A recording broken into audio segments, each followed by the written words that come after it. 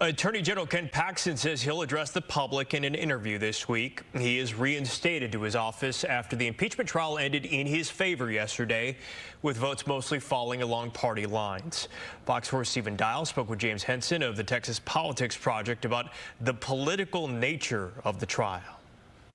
While the polling data didn't give Republican senators especially clear signs overall, there were signs that the voters that were paying attention were those that were probably likely to cause them some trouble if they voted to convict and remove Attorney General Paxton. Do you think part of this, and senators are going to say they took notes, they listened to hours of testimony, they did all the facts, they did work that a jury would do. At the end of the day, the only two, and I could be wrong, but from talking to others, the only two Republicans who joined Democrats primarily are also Republicans who aren't up in 2 years. They're up in a longer span. Kelly Hancock being from the Dallas-Fort Worth area. So there was definitely pressure out there that was meant to remind the senators as jurors that there were a lot of people in the conservative activist community in the Republican Party who supported Attorney General Paxton and would be, willing to support primary opponents. Do you think there could have been some political arm twisting behind closed doors? I think there was a discussion and there were probably some efforts at persuasion in the meetings, in the closed door meetings of the Senate.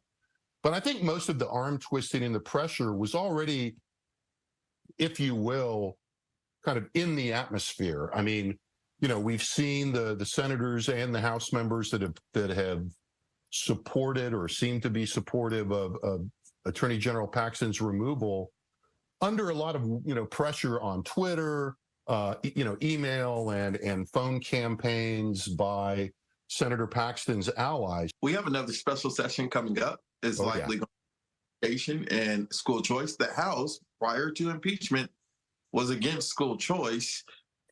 Dan Patrick's statements, and there already beef between the House and Senate.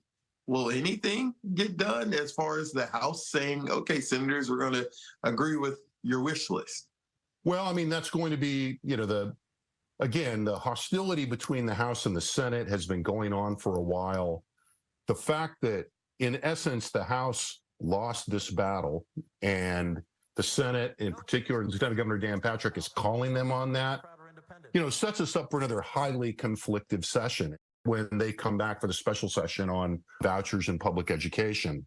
I think it's hard to prefigure what the impact is going to be, but it doesn't suggest that there's going to be a lot of cooperation.